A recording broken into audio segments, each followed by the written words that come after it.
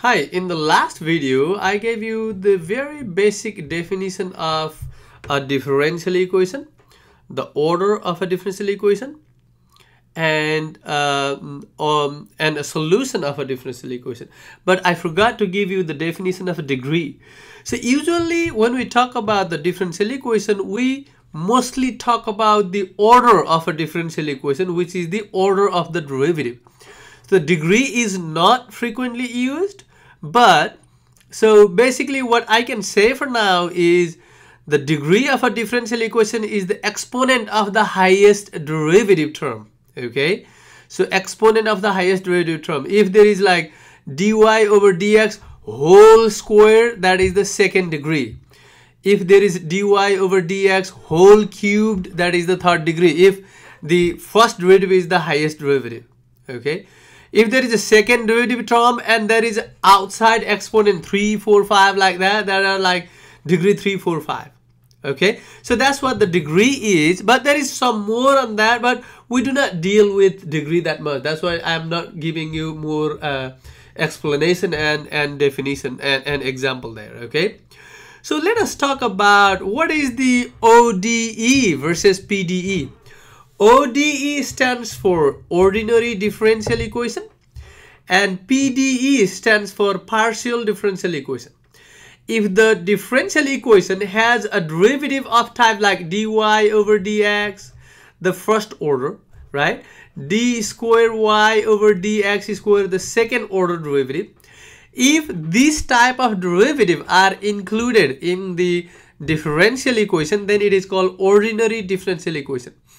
But if the differential equation has a partial derivative, for example, del y over del x or del square y over del x square, like that, we call del meaning the partial derivative, meaning the y is a function of x and another variable, let's say t, okay, and this y is as well. In that case, you are finding the derivative or the rate of change in the direction of x, rate of change in the direction of x again. So you will see this partial derivative in Calc 3 if you have not taken already. Okay, so if the differential equation has a partial derivative, that is called the partial differential equation. But in this course we will basically work on ordinary differential equation. In short, we call ODE. In the last video we discussed about a solution of an equation and differential equation. We talk about a solution of a differential equation, right? So what was the solution? The solution was a function that satisfies a differential equation. But we cannot find solution of all differential equations which have solution. Some differential equation may not have solution. Some differential equation may have solution. Okay, so we call that is the existence problem. Okay, before you find out the solution of a differential equation, you need to know whether the solution exists. Okay, if the solution exists, then we start to find out the solution of the differential equation. Okay, if the solution does not exist, then you don't have to start to find out the differential equation, because that will be just a waste of time. So later we will see what are the conditions that a differential equation has a solution. Okay, also what are the conditions that the differential equation has only one solution? That is called the uniqueness problem. Okay, so existence and uniqueness are important problem for the differential equation, so we will discuss that later. Okay, existence does not imply we can find the solution. Okay, so some differential equation may satisfy the condition for the existence, meaning that okay, this differential equation has a solution, but that does not guarantee that we can find a solution by hand. Okay, so in that case we may not be able to find out solution by hand, so we may have to use a calculator or some software to approximate the solution. Okay, that is called the numerical solution of a differential equation. We will discuss briefly about that in this course. All right, guys. Okay, so initial value problem. So first, what are the initial condition? Initial condition of a differential equation are values of solution and or derivatives at a specific point. So why do we need the initial values? It helps to find out a single solution. For example, let us say dy over dx equals to 2y. It has a solution y equals to k times e to the 2x. We discussed that in the last video. We showed that when you plug in y here on the left side and y here on the right side, you got the left side and the right side equal. Now, I am giving you y at 0 is 7. This is the initial condition, where I am giving you the value of the solution at a point x equals to 0, okay, equals to 7. So this will help you to find out the value of the constant k. So how do I do that? You plug in that y0 equals to 7 here, because this is like y function of x equals to k times e to the 2x. Let's plug in that. So y0 equals to 7, meaning replace x by 7. What do you get? You get 7 equals to k times e to the 2 times 0.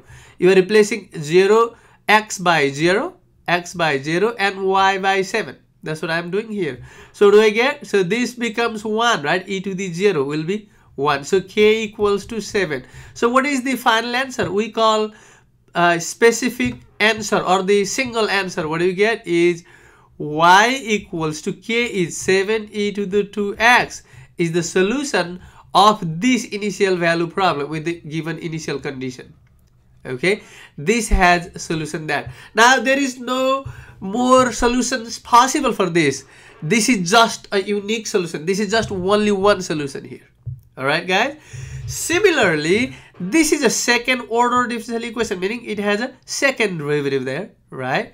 So there is y double prime minus 9y equals to 0. See, there are two initial conditions given, y at 0 and y prime at 0. Did you notice that?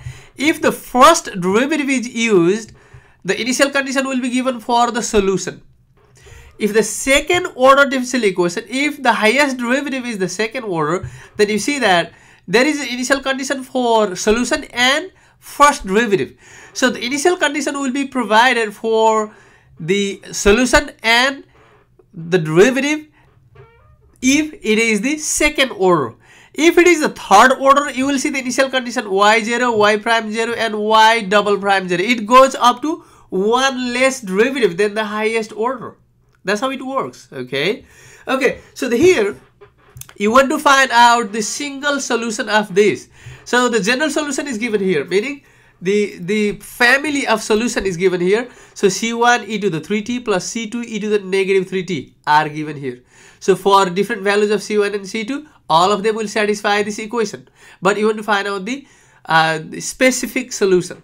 Okay. So how do I do that? You use that y0 equals to 2. What do you get? If you said y0 equals to 2, this is like y at x equals to that, right? Plug in a y0 equals to 2. If you replace x equals to 0, you get 2 equals to c1 e to the 3t, 3 times 0, because, oh sorry, this is t, right? This is t. So t is 0. So you got y0 here, that is t, 2, and c1 e to the 3 times 0 plus c2 e to the negative 3 times 0. What do you get? You get c1 plus c2, because e to the 0 is 1, e to the 0 is again 1. Now we need to find out y prime as well. Let's find out y prime. What do you get? So 3c1 e to the 3t, right?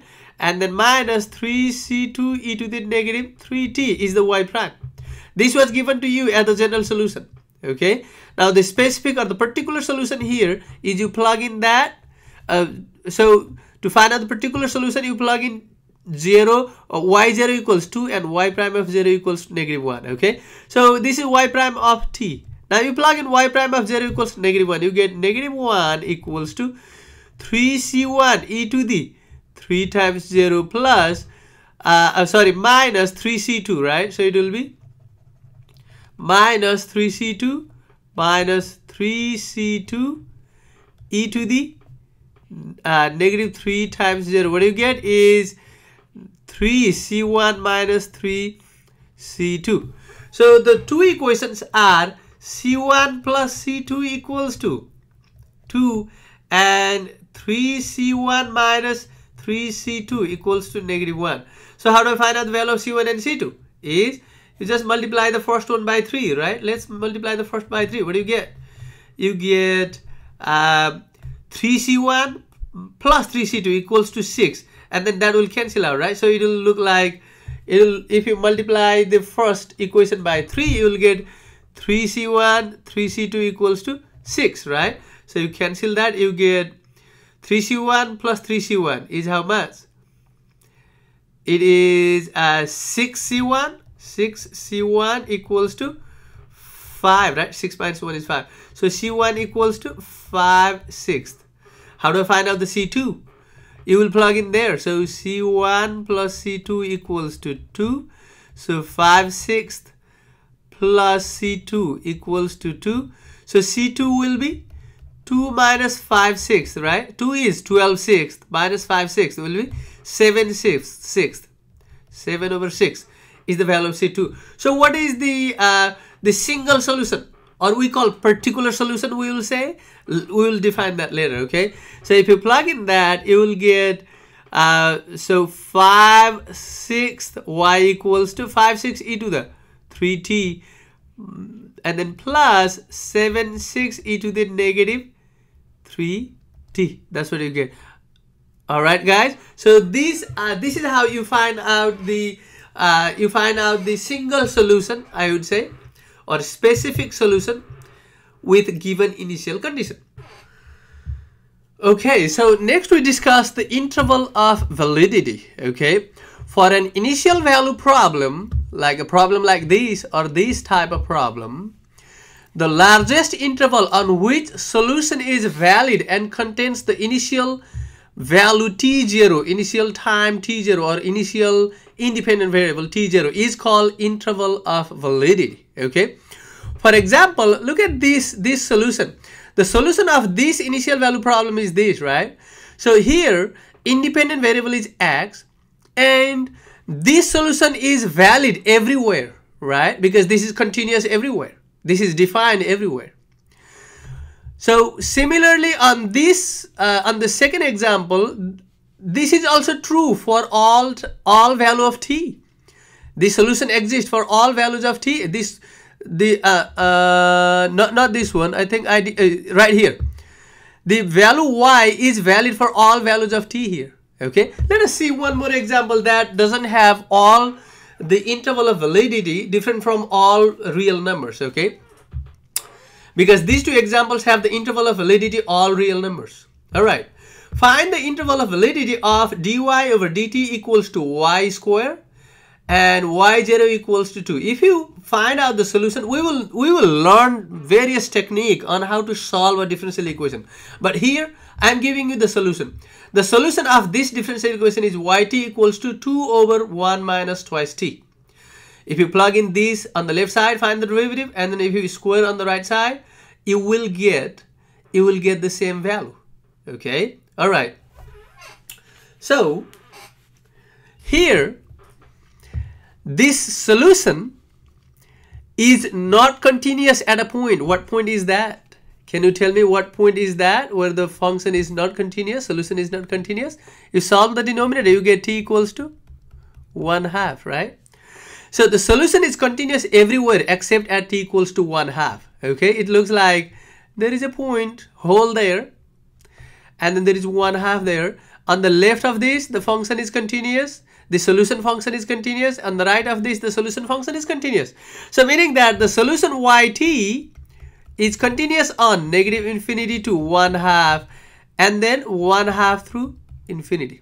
Now, so this function, the solution function, is not valid everywhere. It is valid only either this interval or that interval. But which one is the right interval is you need to look at where this value, that value falls. This value falls on this interval, right? Meaning all the numbers less than 1/2 falls on this. So the interval of validity is negative infinity to 1/2. This is the interval of validity. So this is how you find out the interval of validity. You first find out the solution using the initial values, okay?